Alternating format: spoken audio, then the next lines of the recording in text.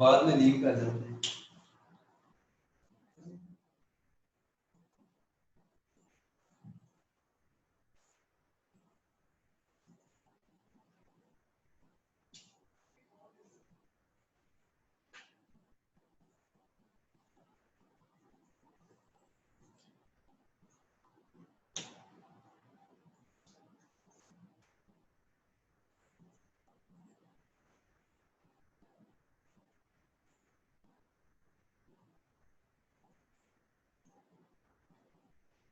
अस्सलाम वालेकुम बेटा जी, क्या हाल है? उम्मीद है आप सब खैरियत से होंगे। अल्लाह आपको अपनी ज़ुबान में रखे।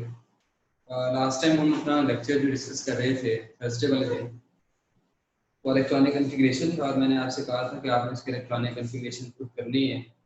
और अल्लाह करे कि आप सबको आ चुका और आप सबने खुद काम किया। अगर आप में से किसी को नहीं भी आया तो कोई टेंशन वाली बात नहीं है बेटे, वो दोबारा भी किया जा सकता है, परेशान नहीं हो। मैं दोबारा उसी को 2-4 मिनट रिवाइज करके आगे अपना काम शुरू करूंगा जो मैंने आज पढ़ाना है आपको। तो बेटे टर्म जो हमने डिस्कस की थी इलेक्ट्रॉनिक कॉन्फ़िगरेशन,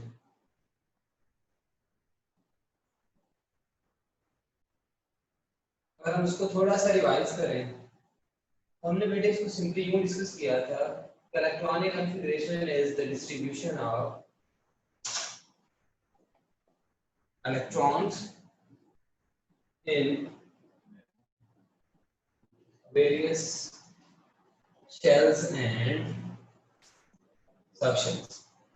बेटा जिसके लिए हमने क्राइटेरिया कहा था कि हमने डिस्ट्रीब्यूशन करनी है इलेक्ट्रॉन्स की around the nucleus in various shells and subshells, तो क्राइटेरिया हमने डिसाइड किया था कि वो क्राइटेरिया कौन सा होगा according to their increasing energy. वो जो इलेक्ट्रॉन्स को हम प्लेस करेंगे हम उनको प्लेस करेंगे रिगार्डिंग देयर इंक्रीजिंग एनर्जी। तो जैसे हमने कल फर्दर बात की थी लास्ट टाइम, कुछ शेल्स के ऊपर भी हमने बात की थी। सबसे पहला शेल हमने कहा था कि शेल एल एम और एन। तो मैंने आपको ये बात भी डिस्कस करके दी थी बेटे कि जिनकी एनर्जी कम होगी इलेक्ट्रॉन्स की, वो लोअर एनर्जी लेवल्स पे होंगे, उनका शेल नंबर कम होगा। जैसे कि सबसे लोएस्ट एनर्जी के की होती है बेटे, सबसे हाईएस्ट एनर्जी एन की होती है। और कुछ एलिमेंट्स की इलेक्ट्रॉनिक कॉन्फ़िगरेशन भी की थी। मैं 2-3 एग्जांपल्स आपके सामने लिखूंगा, आपने इसको जरा ध्यान से देख लेना। और ये जो आज मैंने पढ़ाना है अभी, इसका ताल्लुक भी इन्हीं 3 बातों के साथ होगा जो भी हम डिस्कस करेंगे। जैसे बेटे मैं आपके सामने इलेक्ट्रॉनिक कॉन्फ़िगरेशन करने लगा हूं, सोडियम एलिमेंट की एटॉमिक नंबर इसका 11। तो बेटे इसका एटॉमिक नंबर 11 है, इट क्लियरली मींस कि इसमें प्रोटॉन 11। तो जब प्रोटॉन 11 होंगे तो यकीनन इसमें इलेक्ट्रॉन्स भी 11 ही होंगे, क्योंकि आम हालात में जो एटम है वो न्यूट्रल होता है। तो इसकी इलेक्ट्रॉनिक कॉन्फ़िगरेशन करेंगे जो मैंने आपको तरीकाकार बताया था, कुछ इस तरह से ssp sps, इसी तरतीब से आपने इसको प्लेस करना है। सबसे पहले s आएगा और आप जानते हैं बेटा जी s में मैक्सिमम 2 इलेक्ट्रॉन्स आएंगे, उसके बाद फिर s आएगा 2 उसमें आ जाएंगे। अब टोटल इलेक्ट्रॉन्स है 11 क्योंकि प्रोटॉन 11 है, तो हमने 4 प्लेस कर लिए। इसके बाद p की, और आप जानते हैं मैक्सिमम इलेक्ट्रॉन्स आएंगे 6। जैसे हम 6 इलेक्ट्रॉन इसमें प्लेस करके ये हो गया क्या, और p के बाद बारी आएगी s की, तो हमें लिखना है s पर। अब मैंने आपको उसमें ये बात भी बताई थी, अगर आपको याद हो, कि जो k शेल है इसमें एक सब शेल होता है s, जो l शेल है उसमें s और p 2 सब शेल्स होते हैं, m में s p और d 3 सब शेल्स होते हैं, जबकि अगर हम बात करें n की तो s p d और f।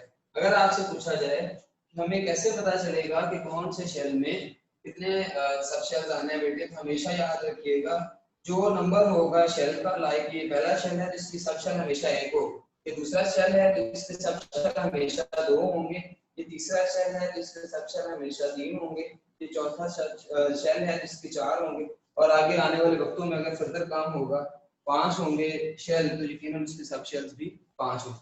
तो बेटे s चूंकि पहले शेल में शुरू हो रहा है, इसी हिसाब से हम इसकी काउंटिंग करेंगे, ये 1s, ये 2 हो जाएगा, इसमें यहाँ पे ये 3, और p बेटे आपने देखा सबसे पहले कहाँ पे हमें दिखाई देगा, सेकंड में, इसलिए फिर हम पी के लिए लिख देंगे 2।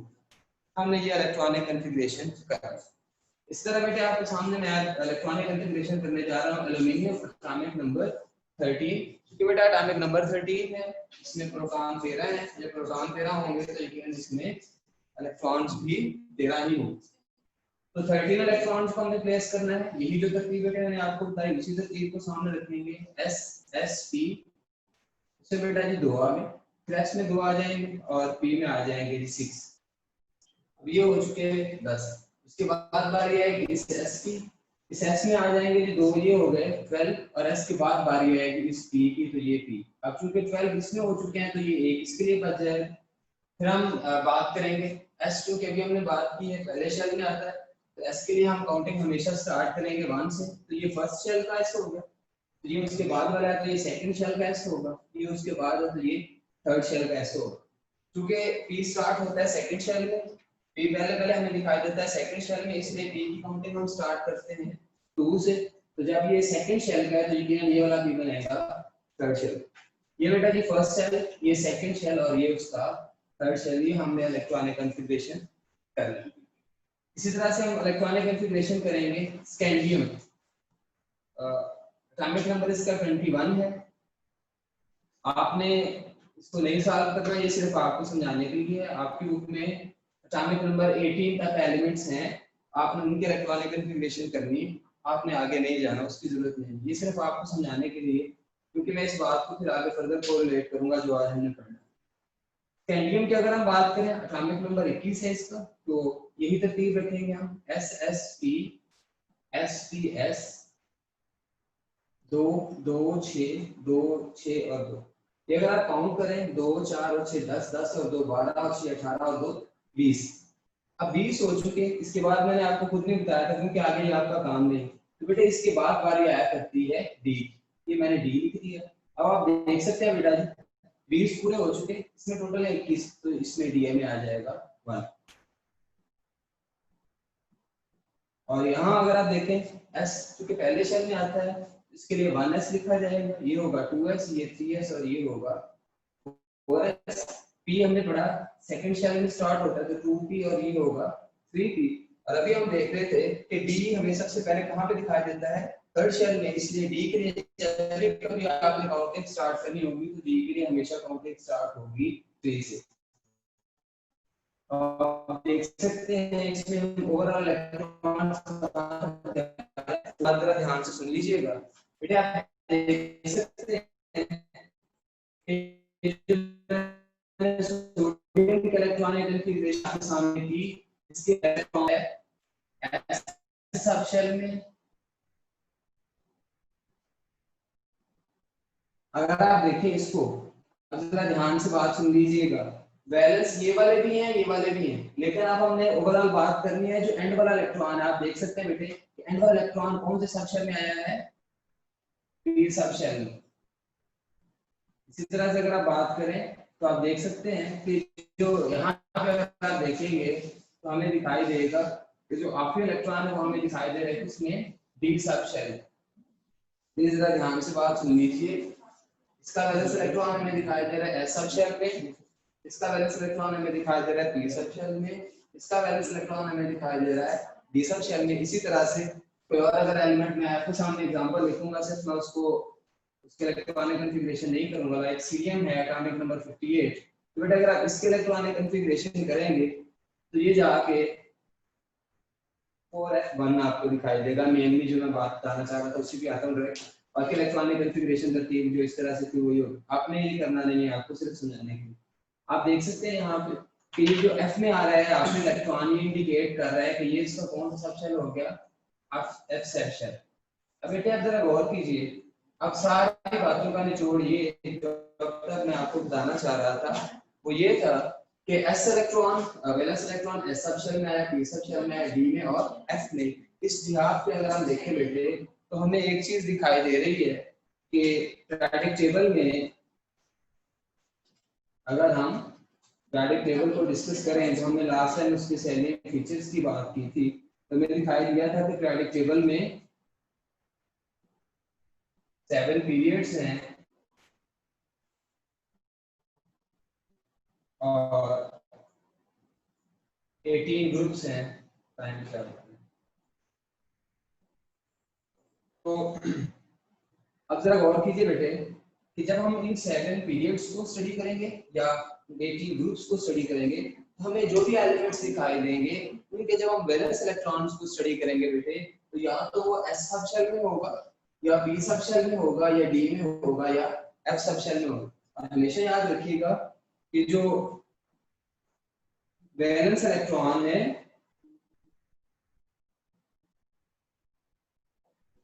वो डिसाइड करेगा, वो ये चीज क्लियर करेगा कि जो एलिमेंट है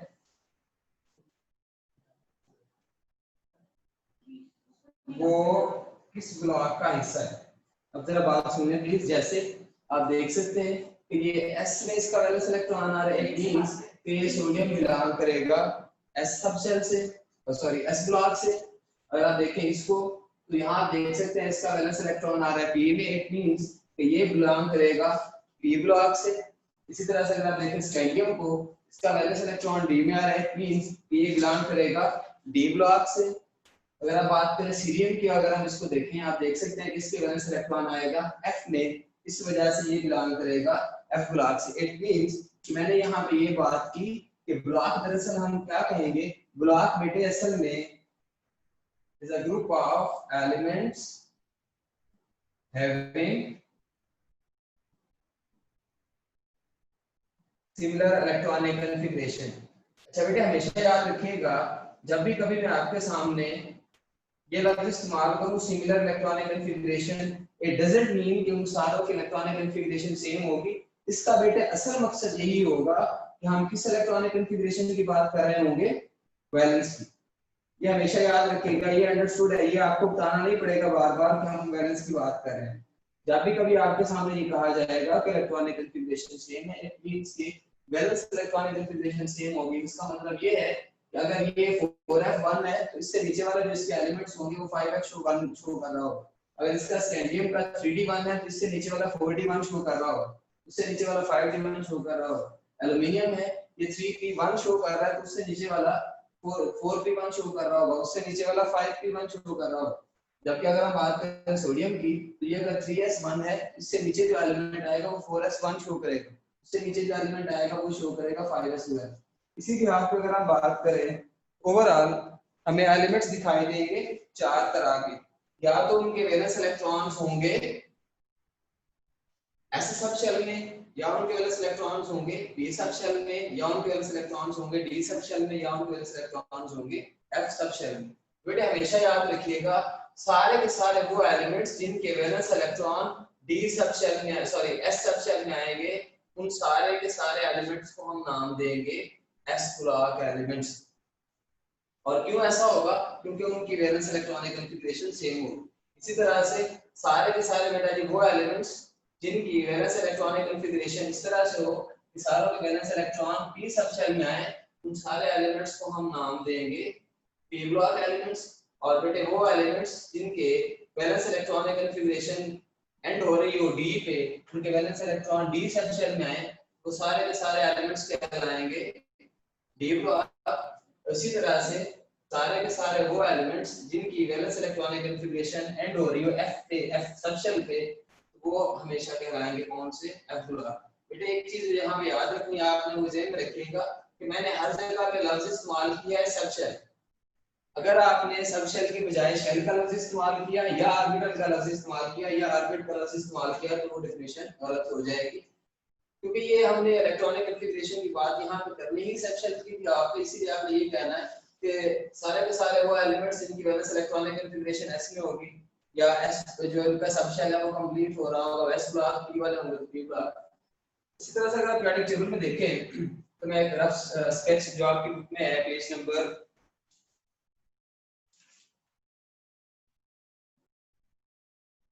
49 पे, तो बेटे मैं आपके सामने स्केच बना रहा हूँ, अगर आप चाहें तो आप बुक से खोल के रख सकते हैं।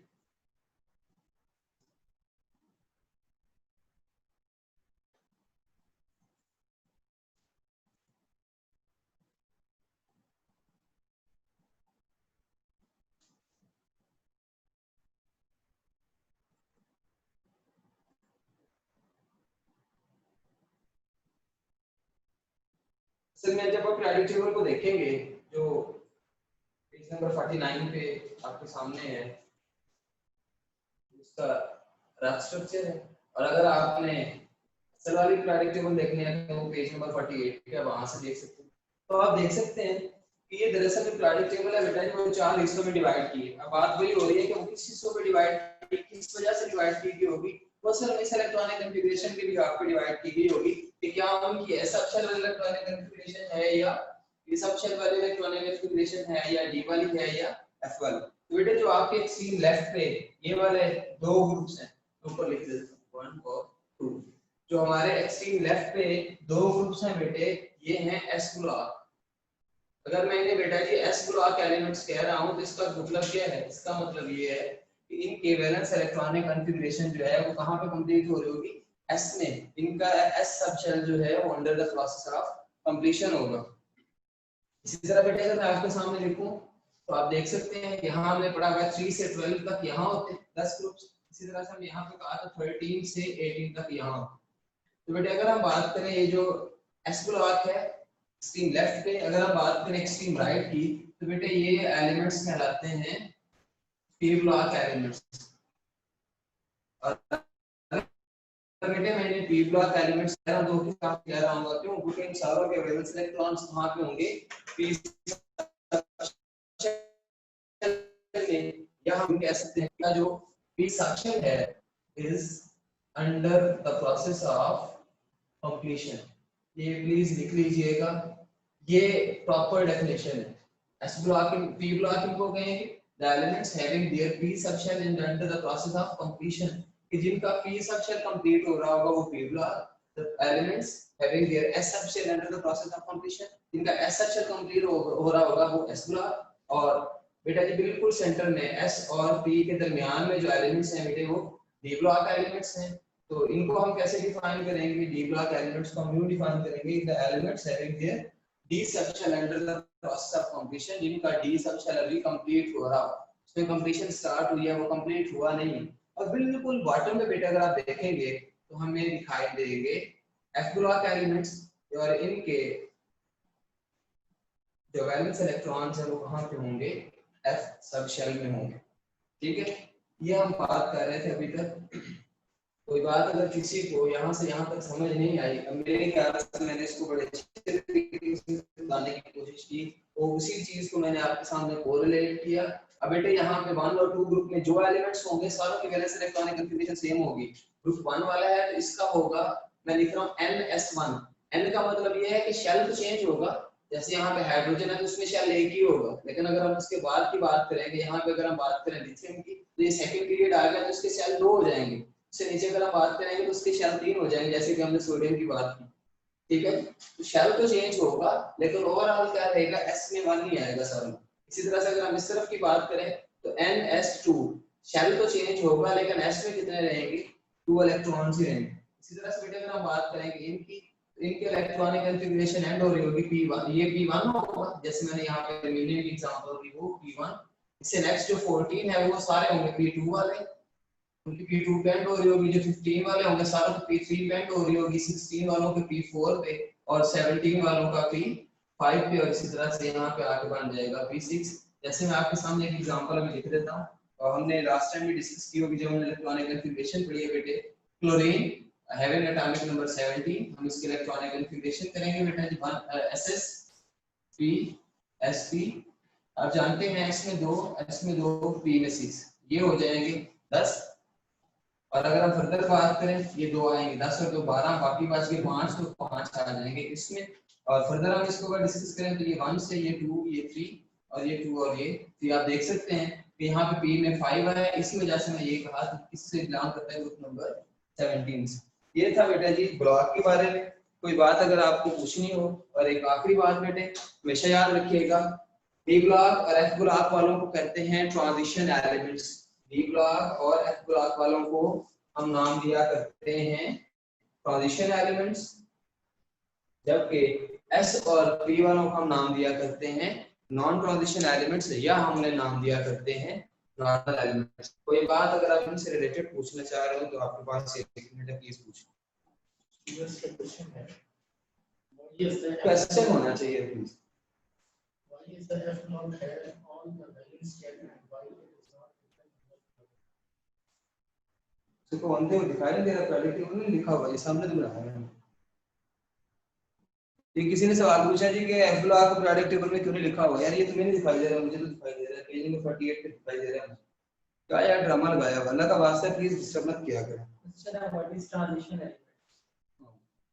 बेटे जब मैं टॉपिक हमारा जो कल का है ना पीरियड्स, इंशाल्लाह वो पढ़ाऊंगा तो हम उस पर बात करेंगे। थोड़ा सा मैं आपको बता देता हूँ, तो बहुत ज्यादा लंबी छोटी डिटेल में नहीं जाऊंगा क्योंकि वो हम पढ़ नहीं रहे। और असल में यूं है बेटे कि जो दो तरह के एलिमेंट्स हैं, अभी हमने बात की एफ और डी वाले ट्रांजिशन, जबकि एस और पी वाले नॉन ट्रांजिशन। सिंपल तो समझ लें कि दो तरह के लोग होते हैं, या तो अच्छा बिहेव करते हैं या अच्छा बिहेव नहीं करते, जैसे आप लोग मुझे समझते हो। तो जो अच्छा बिहेव करते हैं ना वो होते हैं नॉर्मल, ये एस और पी वाले बड़े अच्छे हैं, नॉर्मल बिहेव करते हैं, जिस तरह से मतलब हमसे एक्सपेक्ट करता है वैसे बिहेव करता है, तो इसलिए हम इन्हें नाम देते हैं नॉर्मल एलिमेंट्स या नॉन ट्रांजिशन। ट्रांजिशन का मतलब होता है चेंज होना। आपने देखा होगा वक्त के साथ साथ इंसान चेंज होता है, तो पहले बच्चा था, बाद में बड़ा हुआ, दाढ़ी आना शुरू हो गई, फिर बाल स्क्वायर होना शुरू हो गए, एज बढ़ती गई, कद बढ़ता है, ये ट्रांजिशन है। ये जो एस सॉरी डी और एफ वाले ये ऐसे ही है, इनका बिहेवियर की समझ नहीं आती, ये अपने बिहेवियर को बार-बार चेंज करते रहते हैं। कभी उठ के कहता है कि सर मैंने मुझे भूख लगी है मैं खाना खा लूं, कभी उठ के कहता है सर ये एफ वाले कहां पे हैं। ये जो उसका बिहेवियर चेंज हो रहा है ना, इसे ट्रांजिशन ही कहते हैं। इनके बिहेवियर की ना असल में समझ नहीं आएगा, तो इस वजह से मैंने नाम दिया करते हैं ट्रांजिशन एलिमेंट्स। ये आसान लफ्ज़ों में मैंने समझाया, मिसाल दी, ये शायद समझ आ गया। पूछे समझ आ गया हमने जिससे पूछे।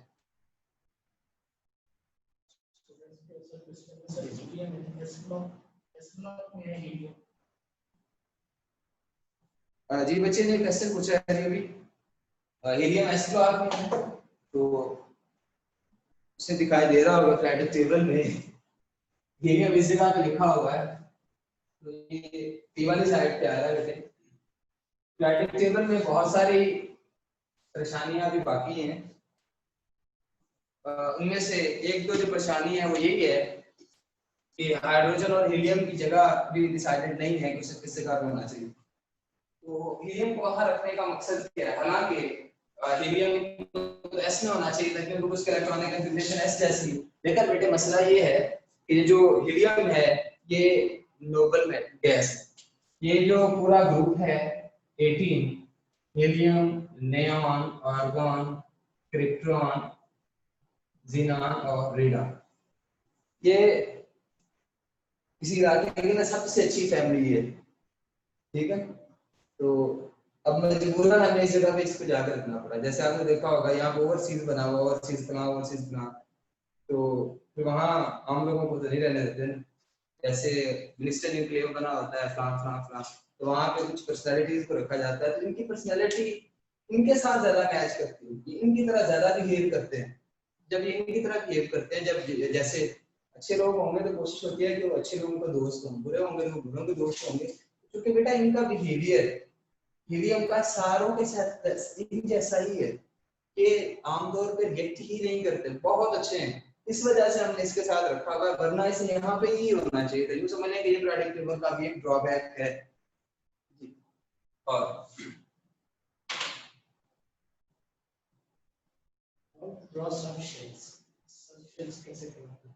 अच्छा बेटे यहाँ पे ना इस लेवल पे सब शेल को ड्रा करने की जरूरत नहीं है। इनमें से किसी ने पूछा कि सब शेल को ड्रा करना है, आप सिंपल इलेक्ट्रॉनिक कॉन्फ़िगरेशन कर सकते हैं और इसको डायरेक्ट अगर आप चाहें तो शेल में इलेक्ट्रॉन प्लेस कर सकते हैं, जैसे भी शेल में बना के दिखा रहा था, तो बहुत ज़्यादा इसकी जरूरत नहीं है। हाँ एक चीज़ और भी है कि हो सकता है कि उन्हें छोटे लेवल पे ये बात सिखाई गई हो, बेटे भी आपका वो लेवल नहीं है कि जिसमें हम आपको आगे जाकर फर्दर सब शेल में इलेक्ट्रॉनिक कॉन्फ़िगरेशन बताएंगे किस तरह से इसको ड्रा करना है। ये बेटे और कोई क्वेश्चन?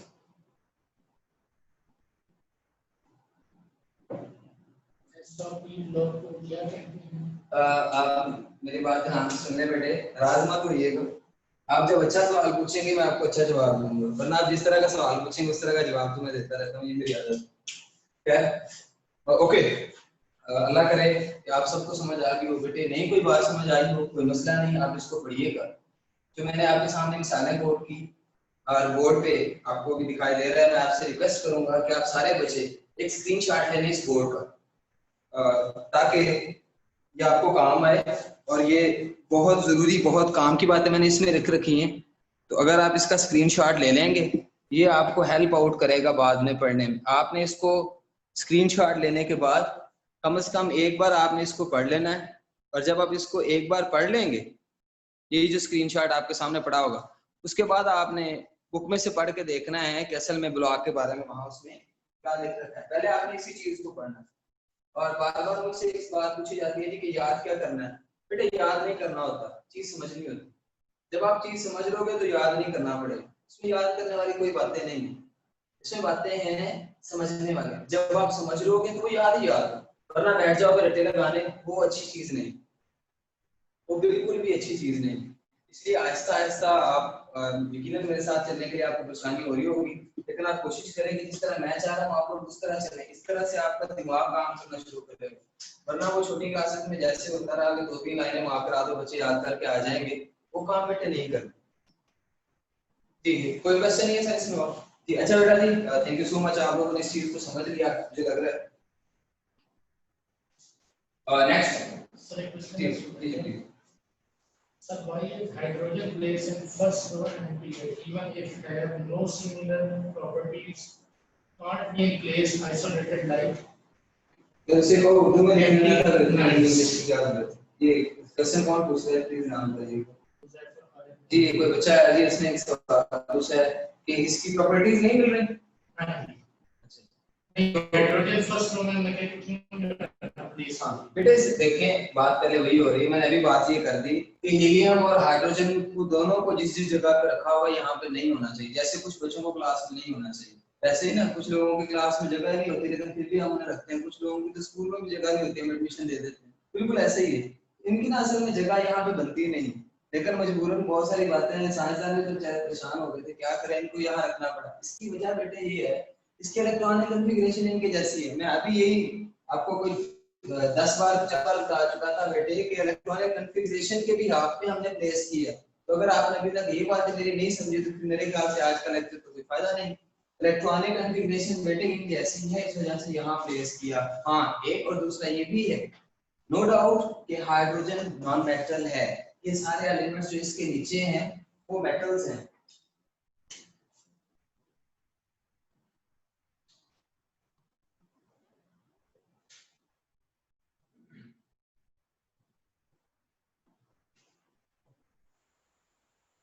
ये सारे मेटल्स हैं सारे, लेकिन हाइड्रोजन ऊपर नॉन मेटल, लेकिन इलेक्ट्रॉनिक कॉन्फ़िगरेशन सेम है। सबसे बड़ी वजह ये है इकट्ठे रखने की। एक और दूसरा बेटे जो वजह है ना, है ये नॉन मेटल, ये मेटल्स हैं लेकिन एक जैसा बिहेव करते हैं। ये भी इलेक्ट्रॉन लूज करता है, ये भी इलेक्ट्रॉन लूज करता है। और बेटे ऐसे एलिमेंट्स जो इलेक्ट्रॉन्स लूज किया करते हैं उन्हें हम नाम दिया करते हैं इलेक्ट्रो पॉजिटिव। इंशाल्लाह बेटा की जिंदगी रही तो चैप्टर नंबर 4 में जब हम बात करेंगे उस वक्त मैं दोबारा ये बात रिकॉल करा। Sir, what is maximum number of electron in block F and P? Electron कहाँ आ गया ब्लॉक? अच्छा चलो ठीक है, किसी ने सवाल बड़ा अच्छा पूछा है।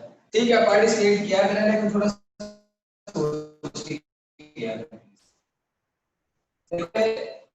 इलेक्ट्रॉन की बात करनी है ना तो हमने ब्लॉक के लिहाज से नहीं करनी। इलेक्ट्रॉन की हमने बात करनी है बेटे तो हमने सब शेल के लिहाज से बात करनी है। ये मैंने वाज़ेह तौर पर लिखा है, रेड अलर्ट है।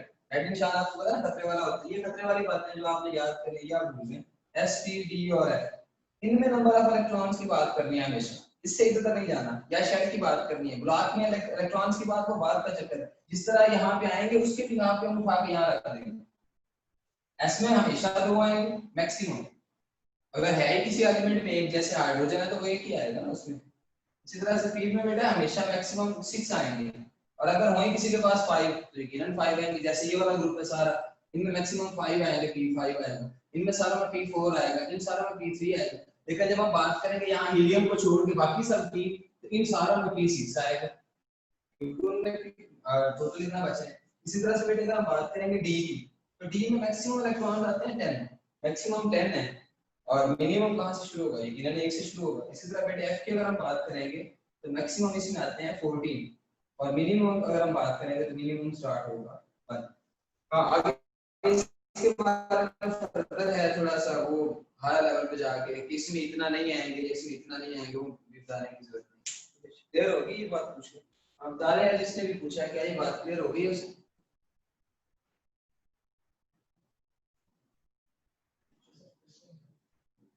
Difference between light and heavy metals. अच्छा, क्वेश्चन पूछा है जी difference between light and heavy metal. Light light होती है, हैवी हैवी होती है। और स्वागत है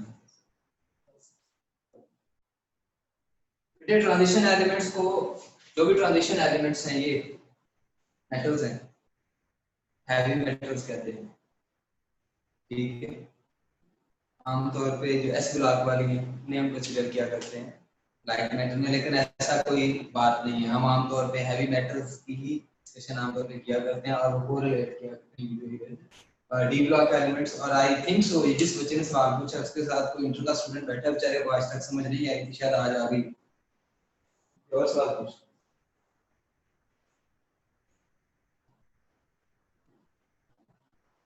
ठीक है जी,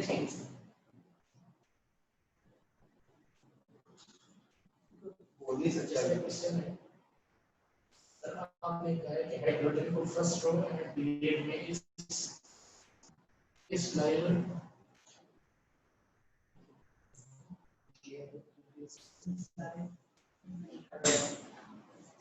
क्योंकि इसके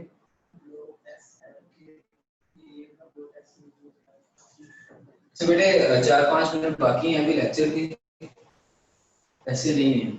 मीटिंग के तो बाकी हैं लेकिन लेक्चर का टाइम ऐसे पूरा हो रहा है। तो चूंकि अभी टॉपिक अगर स्टार्ट किया जाएगा तो पूरा नहीं होगा, बाद में कुछ लोग आ जाते हैं, भूख उनको लगी होती है, वो खाना खा के आते हैं। जैसे कि क्वेश्चन पूछने वाला गुम हो गया, इसलिए मुझे जवाब को नहीं दिया, मैं इसका इंतजार कर रहा हूँ। तो कल बता देना प्लीज, बताना लाजमी इंशाल्लाह। बेटा जी जिंदगी रही, स्क्रीनशॉट इसका ले लें। मैं साइड से हट जाता हूँ, वरना आप लोग मेरी पिक्चर बनाने की कोशिश करेंगे, बाद में नंबर बनाएंगे अपने।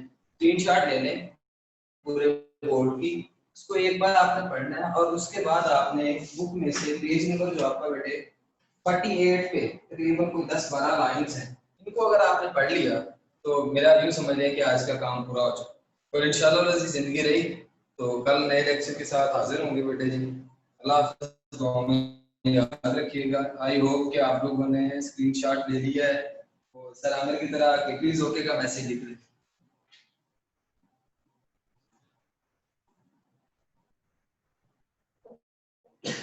और मुझे एक बात की ना बड़ी खुशी है कि जो बच्चे मुझसे पढ़े हैं वो मुझे जानते हैं, उन्होंने किस तरह का क्वेश्चन नहीं पूछा, वरना मैंने टांगे तोड़ दी, यहीं से मैंने तोड़ देनी थी। अल्लाह हाफ़िज़।